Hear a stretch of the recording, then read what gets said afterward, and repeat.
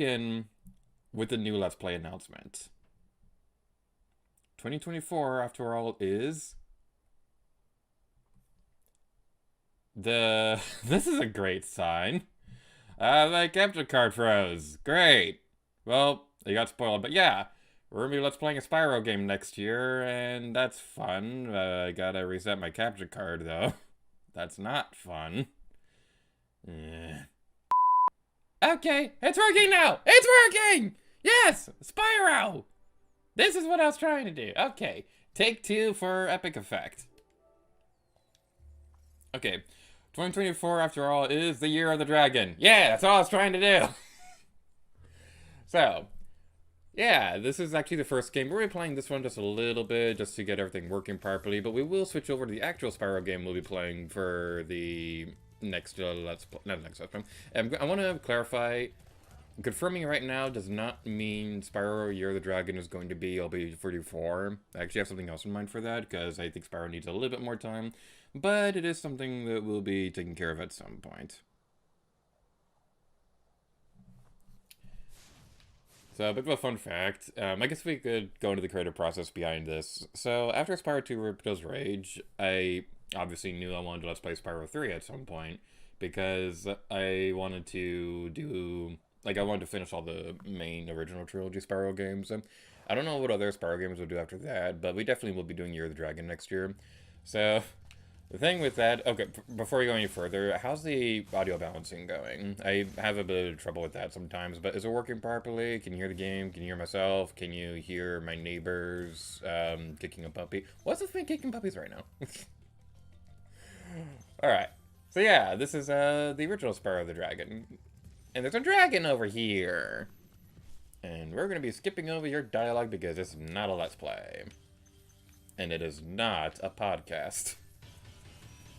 Does anybody remember Not a Podcast? That was a fun time. I did like recording those things. It's just that we never got around to actually making more. We did make one for April that year, but I never edited it. So yeah, that would actually be kind of funny to just randomly upload that someday, because I do still have the original audio recording for that. But that might be a bit of a fun thing we do at some point. Hey, you get away from me. So, a couple things about the Spyro thing. So, with the Year of the Dragon Let's Play, what I wanted to see after starting up when I started planning out the Let's Play was, I wanted to see when the next actual Year of the Dragon would be. Because the original Spyro 3 came out during the Year of the Dragon. So, I wanted to see if there'd be like a bit of a fun way to tie that in. And then I saw that the next Year of the Dragon was 2024. And I was like, oh, I'm gonna be waiting 4 years to Let's Play this game that I could finish planning out in a week. Do I want to wait that long? Okay, fine, we'll wait that long. So, now, with 2024 approaching, Spyro 3 is gonna happen.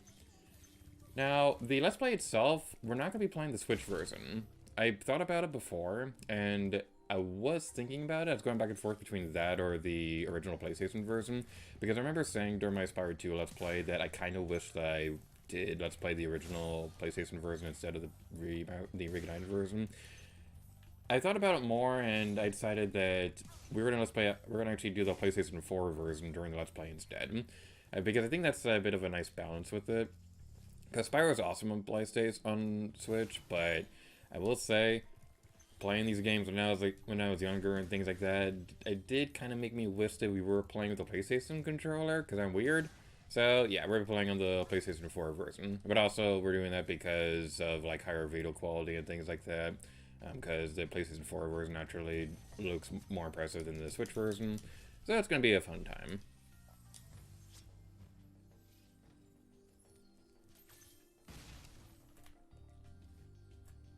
Ah, people on the stream chat! Hi, Claire! The audio is working well. Yay! Pancake says, don't kick the puppy. It was a thing, definitely. Yay, Year of the Dragon, the worst in the original trilogy. Yeah. We'll get into my Year of the Dragon opinions in a moment, but wow, this background looks way more detailed than the Switch version. Oh, are we still gonna go out there? Yeah, I love the Switch and all. I will say it is interesting going from a Switch version to the PlayStation 4 version because I do love the Switch and all. It is great being able to play these games in handheld and things like that. It is also nice having like higher graphic quality and things like that. Yeah, it's like in Crash Bandicoot. He has a bit more realistic fur in the PlayStation version. So that's nice. I don't usually care that much about graphics though, because like my favorite game of all time is Link's Awakening, which is an 8-bit game. So yeah, let's go over here and kill the wizard. Kill the wizard. Kill the wizard. We will take your blizzard and then you'll eat a lizard. Kill the wizard. Yay. Banking says his opinion of Year of the Dragon's not that high at all. It's interesting because whenever you hear folks talk about the Spyro trilogy, you hear people say either Ripto's Rage or Year of the Dragon was the best one. Honestly, I think the original is much better than the other two games. Like, I like Ripto's Rage and Year of the Dragon is fun, but I just really like the original game, like, just so much more than the other ones. It's also kind of amusing because I'm probably the only person in the entire world who likes the original Spyro voice actor more than Tom Kenny. And I'm not saying anything bad about Tom Kenny. He's awesome. Like, he's a great Spyro voice, and he's obviously amazing at SpongeBob SquarePants and things like that. I just like the original version more. I like his snotty attitude in the original game. He reminds me of Bender. He's like a little kid Bender and things like that. And so like I really liked his attitude in the original game. I do understand that it was a bit much, but he was a fun character in the original one. Alright, so we're almost done with Stone Hill. So after this, we're going to be switching over to Year of the Dragon. So that'll be a fun time and stuff like that. Okay, which one are we missing? There's gems down there. Whee! Okay, we got you now. I remember down one of these wells is another secret area. Ah, it's the big obvious one. How did we ever miss it? Ah, no! I don't want to fly like a ballerina. Ballerinas can't fly. What am I talking about? Maybe ballerinas can fly. Ah. That's like a super secret technique that they'll teach you in ballerina school. Oh my god, I loved that. I loved how he used his tail to... Where's the key for this thing? Where is the key for the thingy-mabob? You think I would have memorized this game completely fully and things like that? Considering I let's play this game before. Where is the key? Where is the key? Where's the key? Where's the key? Where's the beautiful key? I remember now. It's down here. This is one thing I really loved about the original Spyro game. Like, this is also a thing in your games as well, but I feel like it's more so the case of this one where it encourages you to explore areas that you wouldn't necessarily think to explore, like especially at this time, because you'd see a ledge over there and think, okay, I can't go much further than that because that's gonna be Death Water. But then we go over here and it's like, ew, there's stuff down there. And the same thing with these hills up here. Like, this is meant to be the first main world you go to. I always go to Dark Passage though first because I'm weird, but this one is definitely a strong level to start the game off with. And we're missing 5 more gems. There's probably a bad guy around here that we missed. Or it's up on the cliff. It's up on the cliff. It's up on the cliff. It's up on the cliff and nothing rhymes with cliff. We are going the wrong way.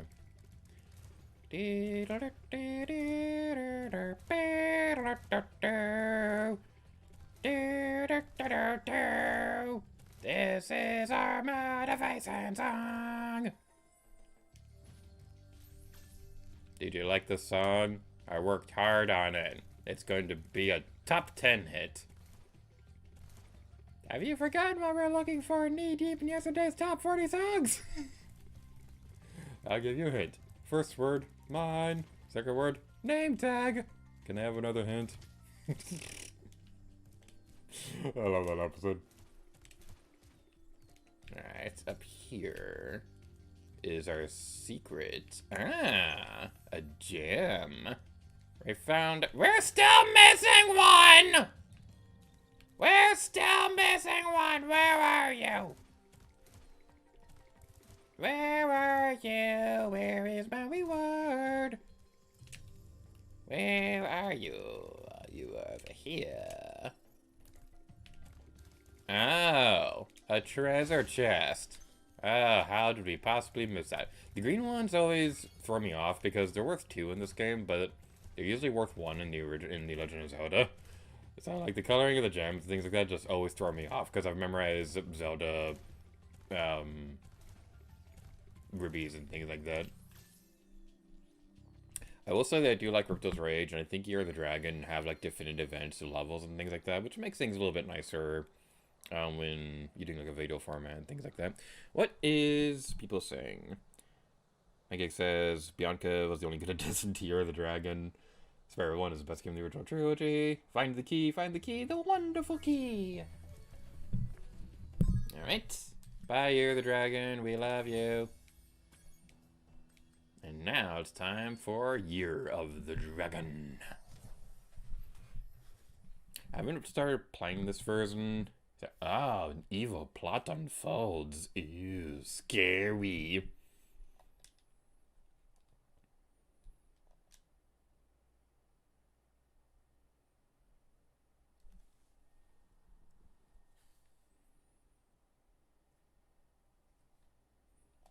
Load faster, game. Load faster so I can skip your cutscene. There we go.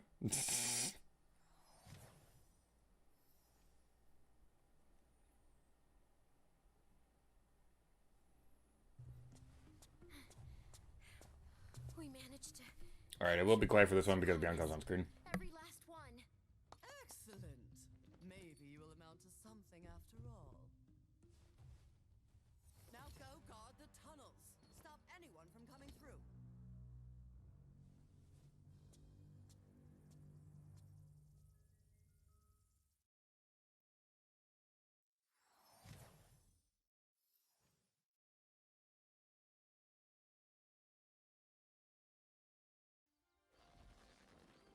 And skip.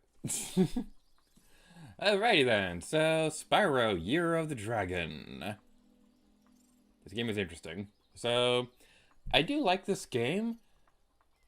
I have problems with it though.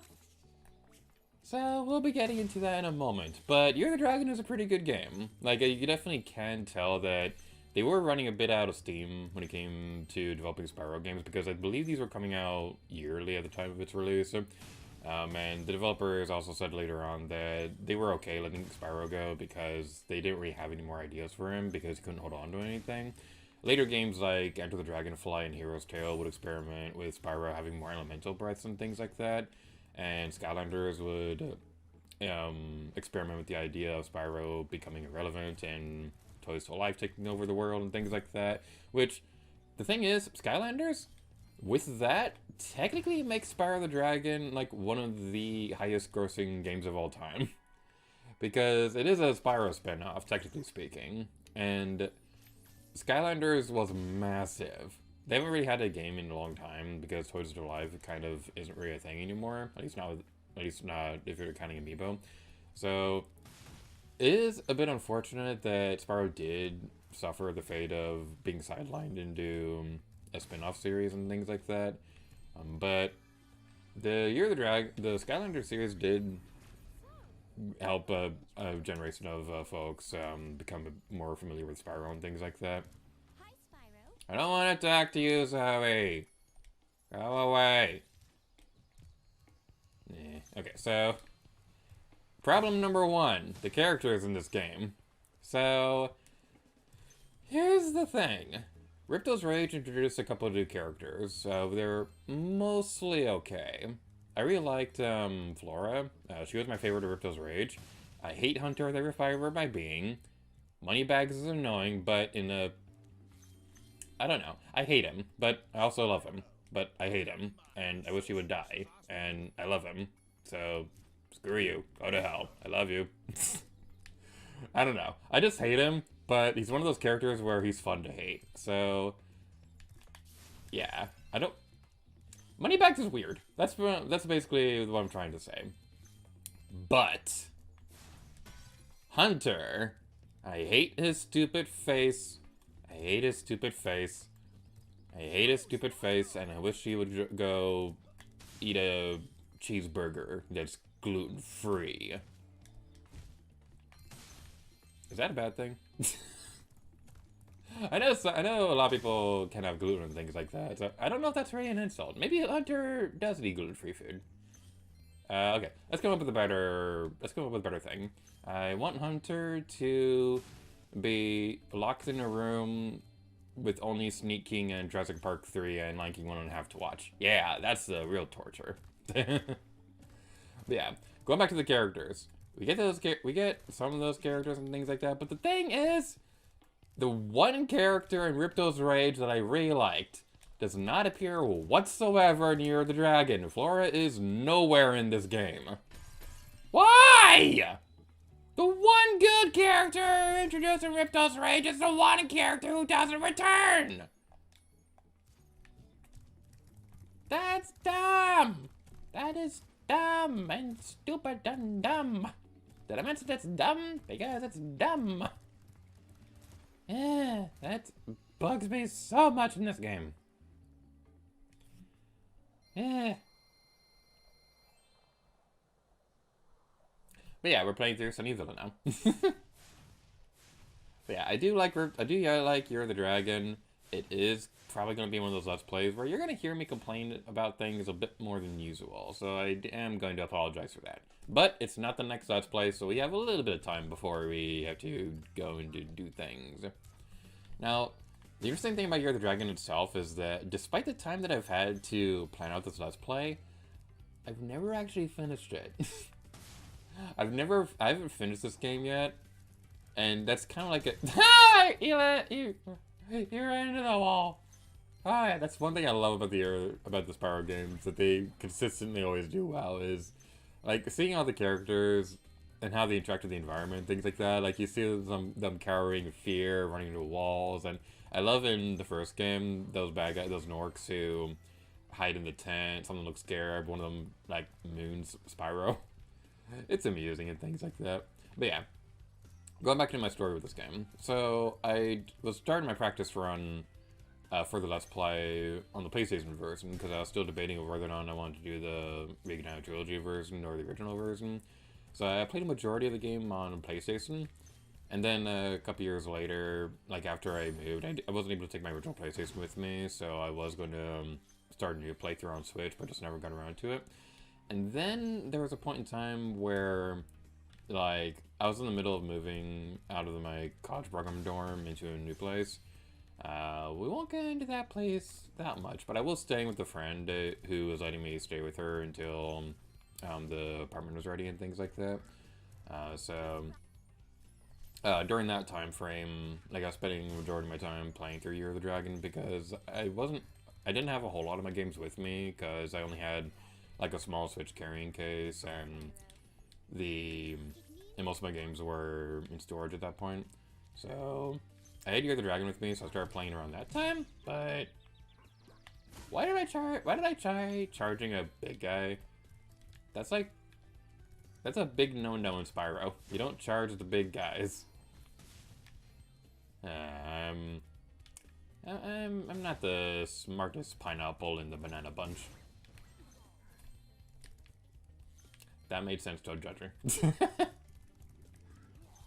Alright, so continuing on from stuff and things like that. So we're going to be playing through this game for a little bit longer. We will be joined by our first guest of Game Changers pretty soon. Around 6:30, we'll be starting up our second segment, where we're going to be playing a little known game that not a whole lot of people really know about. I don't know if you guys have ever heard of a game called Fortnite, but yeah, it's a cute little indie game that hasn't really been supported a whole lot in the streaming community.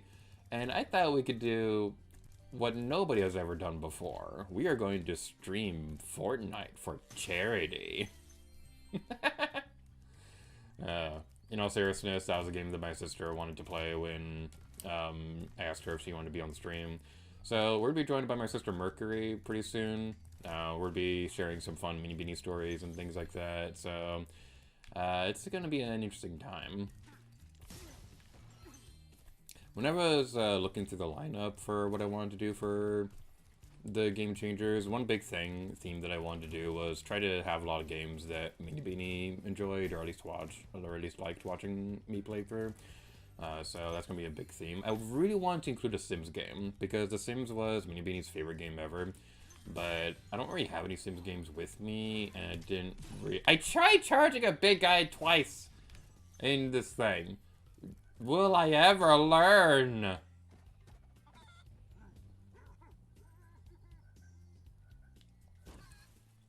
Pancake's asking if I'm going to play as Peter Griffin.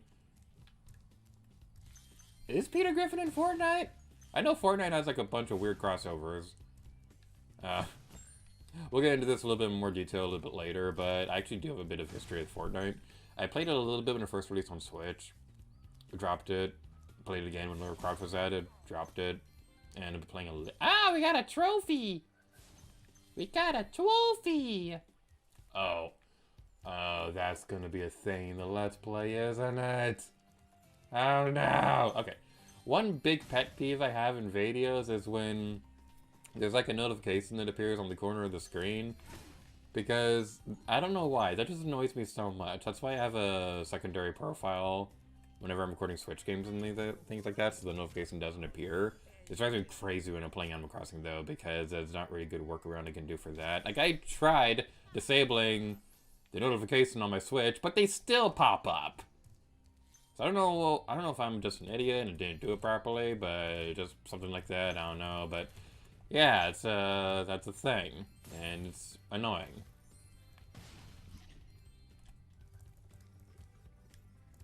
Hey, Spyro. I hate Hunter. Why couldn't you have been left behind? Screw you. But now we're gonna be going skateboarding! Yeah! Radical Buggers Lane! Yeah! I deserve that. Alright. I'm not good at skateboarding in real life or in the video games. So this will be a fun time in the Let's Play. I've never been good at these things. Like, I did have a skateboard when I was a kid. I fell off it constantly. I tried learning how to skateboard. I was just never good at it. So it was just one of those things where I sucked completely. Whee! I do like the idea of a dragon skateboarding. This is kind of like a bit of a product of the time, because skateboarding games were kind of becoming kind of big. Because like there were like the Tony Hawk games and things like that, and all that fun stuff. So yeah, it is kind of like a fun little remnant of like early 2000s, late 1990s, and things like that. I want to go this way. And I want to go over here, and I want to destroy you.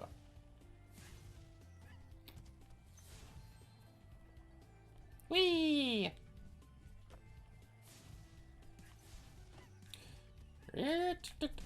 I am terrible at those things. I wish that it was a little bit slower when you're going down, because I just have a hard time with not sucking when you're trying to land back on the turnpike and things like that. So that's a little bit on the unfortunate side. If you want another example of random skateboarding in video games at this time, Tomb Raider is actually a really good example of this. There was that one guy. I don't know if he had an official name in the original games, but in 2nd Anniversary he was named a Kid. He was like a punk gangster from Los Angeles and things like that, or at least that's what his backstory in Anniversary is. So he has a skateboard in the original Tomb Raider game and things like that, and it didn't really help at all with fighting him. Yeah, I'm sorry, it was a little intimidating for new players and things like that, but he wasn't really all that of an interesting character, honestly. Like, the only thing that was really memorable about him was the fact that he had his keyboard. Because, like, you're going through a tomb, and you're going through a tomb with, like, monsters and things like that, and there's just a random guy on a skateboard with like, some machine guns or whatever. Or whatever they're Uzis in the original game. I don't remember what they're called in Anniversary. He doesn't have a skateboard Anniversary, though.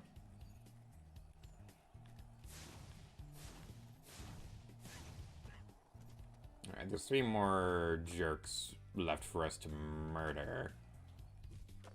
Where are you? We've already been up there. Where have we not been? That is the $3 question. Owie! Wait, Nightbot, what are you doing?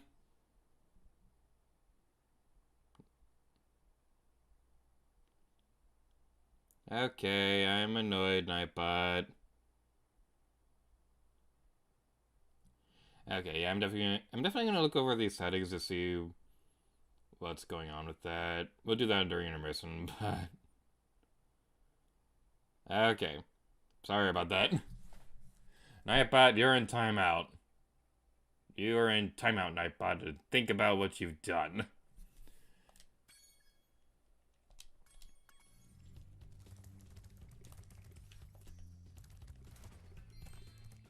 What were we talking about before? I don't remember now, so we're going to be changing topics now. So, in terms of videos and things like that, I want to give a bit of an update on what's going on with the channel, because we're almost done with Happy on Paradise. I might need an extra day for the Happy on Paradise finale. It is done. It's just that I need to render it, and I might not have time to do that tonight with the stream. We might push the Happy on Paradise finale off by a day, or something like that. I'm not entirely sure what I'm going to do with that, but it is coming up pretty soon. I'm actually really happy with how the finale turned out. So hope you're looking forward to that. That's going to be coming up pretty soon. Alright, we got you. And we got 2 more of those guys left. And my original idea was that when videos are going to be returning, would be starting off with Pikmin 2 and Breath of the Wild uploaded until Pikmin 2 was finished. The thing is, though, my Switch capture card, not the Switch capture card, the Switch cartridge slot, it kind of stopped working recently. There was a problem the other day where the cartridge slot, something got jammed in it. I don't know how this happened. I was playing the game fine, but then when I was like trying to switch out games and things like that, something got jammed in the cartridge slot, and it took pliers to take them out and things like that. So it was really, really annoying to deal with, and I'm really hoping that it's not permanently damaging anything. I think it might just be a problem where I just need to replace the cartridge reader. So I'm hoping that's all that I need to do. Until then, I'm not entirely hopeless when it comes to Switch games and things like that. Because I do have a majority of my games on. I do have a majority of digital games now. And I do have a Mini Beanie's Switch, which I could use for games, for cartridges and things like that. I don't know exactly how the cloud save thing works. I might be able to continue my playthroughs on her Switch with the cloud save backup. So hopefully that'll work. But if that doesn't work for whatever reason, Breath of the Wild might need to be on hold for a little bit longer. But my basic mindset is that Pikmin 2 is going to be the primary thing we'll be focusing on. I would like to start up A44 soon, because it has been a little while since we've had like an entirely new game on the channel. So that is something we'll be starting up on the channel at some point fairly soon. But yeah, like a majority, like, I know I said this for this year too, where I wanted to have Breath of the Wild and Mario Odyssey finished by the end of the year. That didn't work out because Super Mario Odyssey, the post-game, was huge. Like, I knew it was a big thing, but it took a lot of work to get a post-game video done for Mario Odyssey.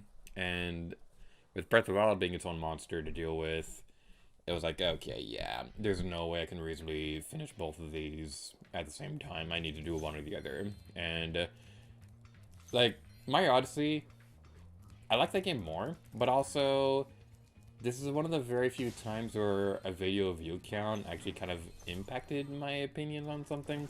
because I was noticing that the Breath of the Wild videos, like the views are kind of starting to slump a little bit. And I kind of got the impression that maybe some people were thinking that it might have overstayed its welcome. So, like, I put Breath of the Wild on the back burner. And I don't usually care about views or anything like that, but I was worried that if people were getting burned out from Breath of the Wild videos and things like that, then it might be a good idea to just put it on hold for a bit, and then... Yeah. Go away! Yeah, putting Breath of the Wild on hold for a bit might be the best solution and things like that. Especially with a lot of people starting up a Tears of the Kingdom Let's Play this year. Yeah, that was probably the right call to focus on Odyssey first. The thing about Tears of the Kingdom, I will rant about this. Well, not rant about it. I will talk about this. I am nervous to plan out a Let's Play for that. I don't know when it could possibly happen.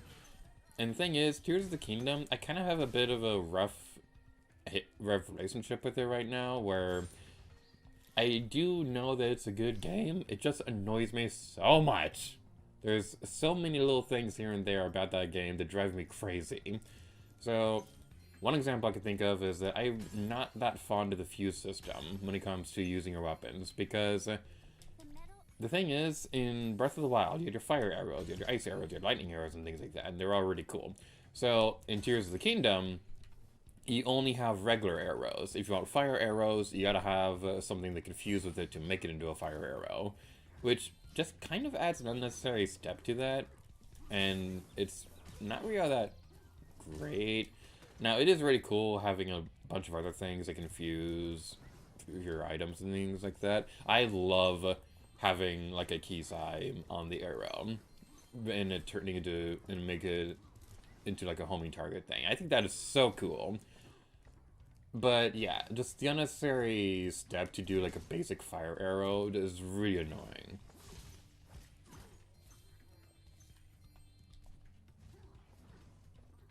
I will say that the exploration in that game is still fantastic. Like, one worry that I had going into the game, especially when I saw some of the early areas, was I'd go somewhere and it would seem like it wasn't really all that changed from the previous game. There are a few areas like that do annoy me, but like one of my favorite things about my first playthrough of Tears of the Kingdom was seeing an area that I'd previously explored in Breath of the Wild and then going back to see what's changed about it. Like, I think Hateno Village and Terrytown, seeing how they've changed, was probably one of the highlights of the playthrough. But then, like, with story progress and things like that, I really do not like the storytelling in Tears of the Kingdom. I don't think the memory structure worked that well in that game. And, like, I don't think that worked very well. And there's a couple great moments here and there. I love the part in the Lanayru Desert. I think that's probably the best part of the entire game. And on the flip side of that, the part getting into the water temple might be my least favorite moment in Zelda history. Even more so than anything in Zelda 2. I hated going into the water temple. The process of getting in there was really annoying. The water temple itself was awful. It was just... yeah. And then after that, like, there was this interview where IJ Numa felt that they had solved the problem people had with the Divine Beast. He said that he thought that the dungeons in Tears of the Kingdom solved the problem. And when I read that, I was like, did you not see the water temple? Did you not see how botched that was? I do want to make like a video essay talking about this in full detail, because I don't think open world Zelda really can fully replace the traditional formula. I do think there is a good middle ground that can be found with it. So one thing that I think they could do, they could learn a lot from Xenoblade Chronicles, because in Xenoblade Chronicles X, that was an open world game, and you like were able to like explore an entire planet and things like that. And it was really cool. So what I think they could do, keep the open world format and have it be like a mission structure. Like maybe the next 3 Zelda game could be about Link being a knight and like, or just something along those lines. He's exploring a vast world and things like that, and the game is basically about like reconnaissance duty or something like that, where you go out to the world, you see if this area is safe to explore for the people and things like that, and then you set up camp and things like that. That's basically what I was thinking Breath of the Wild was going to be, because way back in the original Zelda U trailer for E3 2014, my thought was that it was going to be a Skyward Sword sequel, and Zelda U was going to be about finding Hyrule and setting up all the towns and things like that, and basically the end game would be the kingdom's been fully established, this is the Hyrule origin story. That's what I thought it was going to be, and I still think that would be a good idea for a game, even more so now, because that'd be a good way to bridge the fandom and make an open world game that Nintendo wants to make, but have a bit more of a structured game that the fans are wanting. Because Breath of the Wild, it was a very nice change of pace, and then Tears of the Kingdom continued it without really changing that much, and I think that's where the problem is.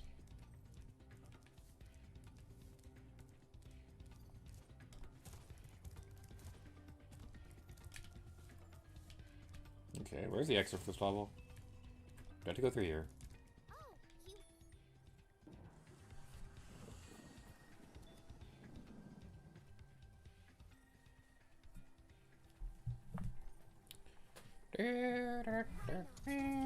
Rhinox must have done the thingy. This right here with the dragon eggs, I do like this. It's a good balance between what Spyro 1 and 2 were doing, where Spyro 1 was really more... Oh, wait! Oh, this rain looks cool! Oh, this wasn't in the Switch version. I don't know what it is. It just feels a bit more noticeable here. I like this. I love rain like this, where it's bright daylight, but it's still raining a bit. I love that so much. What I don't like is when it is really hot outside and it's raining, because you want to put a poncho on, but it's too hot and you get all sweaty and things like that, so you end up getting wet anyway.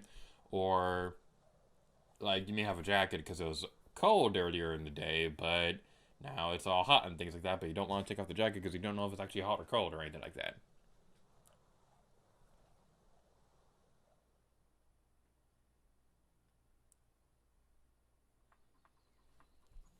Now, before we end off this segment, there is actually one thing about the stream setup that I want to showcase. Oh! We have a proper stream layout! Yay! So, yeah, this is fun. Now, for the thing on the right of the screen, I'm not entirely sure exactly what I want to put in there. I do have a couple ideas. I want to see if I can figure out a way to... I want to figure out if there's a way to like have it automatically swap between different things without me having to do anything. So, one idea would be to have the stream chat on for a few minutes, and then after that, have the schedule on for a bit. I think that would be pretty cool to implement on there. But yeah, let me know what you think of the stream layout. Like, I was going back and forth on whether or not I wanted to do something like this, but this is a charity stream event, so I want to do something a little bit more nice for this. And thank you to the Otaku artist who did all the art assets for this. The logo was made by me, but the stream layout and things like that were all designed by the Otaku artist. So huge thank you for helping me with all this, and just in general, huge thank you in general for like all the support for this, because I've been talking with my friends a lot about ideas for game changers, and a lot of the stuff was going back and forth and things like that, and figuring out what exactly we wanted to do. But like the track artist is definitely the one who helped to bounce ideas back and forth the most. So huge thank you to the track artist for helping with all this. We will have a bunch of guests, including the track artists, during the main event. I'm going to be a little bit vague about who else is going to be there, because some folks may not be able to make it. I don't want to promise anything. But the attacker artist will be appearing. I believe the James Rolls will be appearing as well. And, well, you know, I am saying the guest list. Yay, I'm bad at not spoiling things. Darth Vader is Luke's father. Oops. Here I was. 14 eggs are needed to open the portal. How many eggs we got? 7.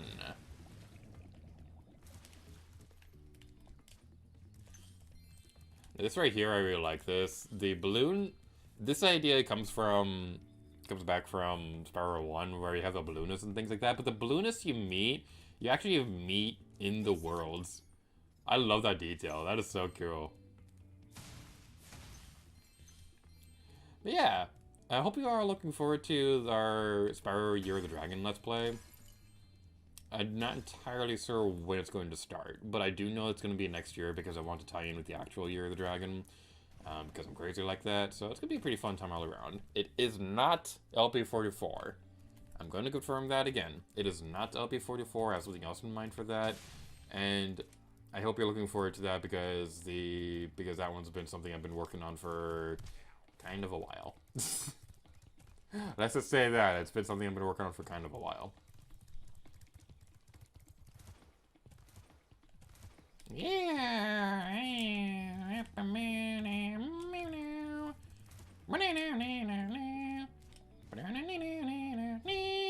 We fell to our death.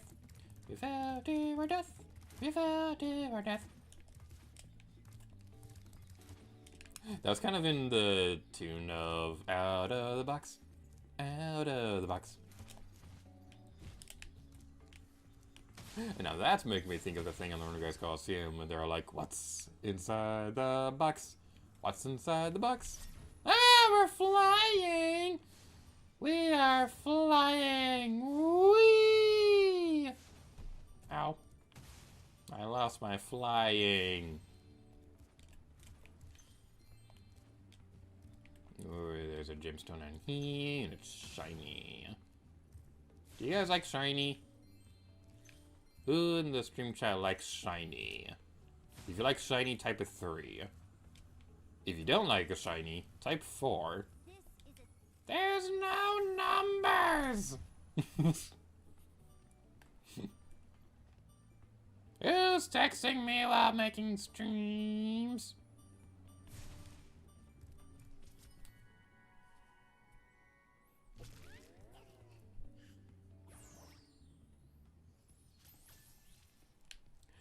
We did it! We did a thingy! Now, where is another world that I can unlock? Is there a thing here? Oh!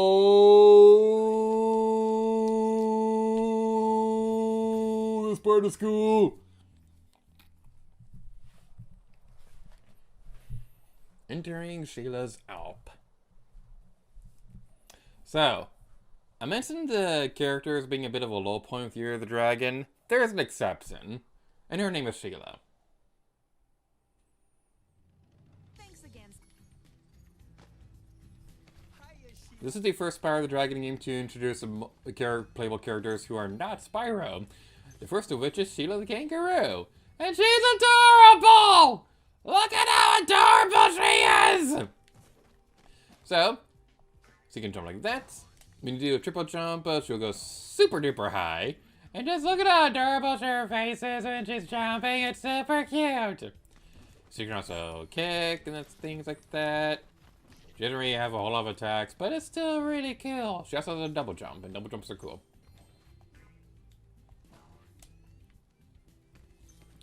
Alright, so basically the primary gameplay mechanic is that we're going to be going over here, and we're going to murder everybody in Code of Blood.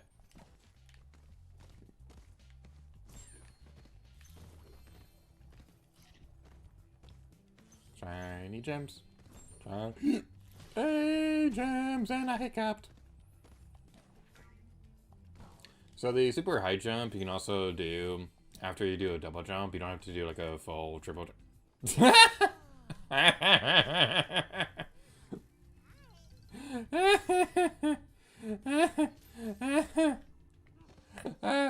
The cutscene triggered before she landed on the ground. That was amusing. Okay, so yeah, so this is the thing. You know, there's some bad guys over here we can do a murder on as well. Those aren't bad guys, those are our buddies. Alright, so let's continue onward. Owie! Note to self: a moose can hurt a kangaroo. That's not very nice. Okay, I'm trying to remember which button it is to do ground pound.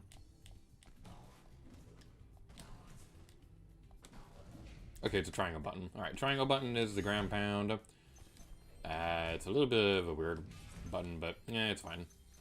It's weird because like every other button, like the square, circle, and R2, like they all do the kick move. So you think they'd have one more button to do a ground pound, but I guess they felt that'd be a little bit too convenient for players. So you're like, you know what? Let's make it an inconvenience instead. That'll be fun. And seeing all this makes me think of something silly. So we'll probably bring this up a little bit later during the Fortnite segment, but Mercury and I also had this running joke when we were kids where we would try to come up with the dumbest things imaginable for... Get out of the way. We would do this thing where we were like be on the bus and we try to figure out some kind of conversation to annoy people nearby and things like that. One of the things that we would do is we would have in-depth arguments over which animal could win in a fist fight. So one time on the bus, we were talking about whether or not a kangaroo or a shark could win in a fist fight. I don't remember who was advocating for which one, but we got into a pretty intense argument. Like, it was like a playful argument. We weren't actually like mad at each other or anything like that, but we were wanting to see if we could get funny reactions out of the people nearby. So, yeah. Which one do you think could win in a fist fight? Kangaroo or shark? Okay, we're gonna wanna find some kind of like healing thingy soon. Ah, we got a butterfly! Magic butterfly! Oh, I'm an idiot. What we're supposed to be doing is destroying the houses that they're coming in. We're going to destroy their homes. Yay! And now we can destroy them. Sheila may look adorable, but she quite really is a home destroyer. I don't know where I was going with that.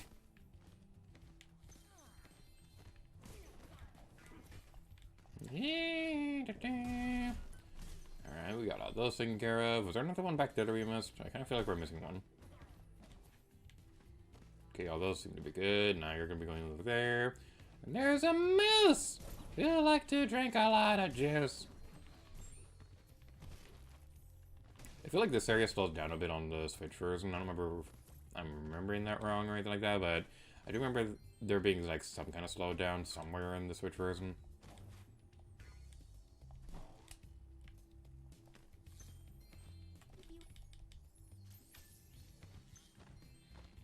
Did we do the thingy? We did the thingy!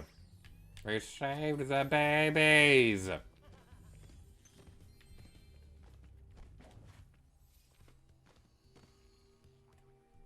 Those gateway portal things, they're also 2D they're also 2D in the Switch version. I'm gonna try not to bring up a whole lot of comparisons like that on the Let's Play. It's probably gonna happen though, because I'm bad at following through with my word.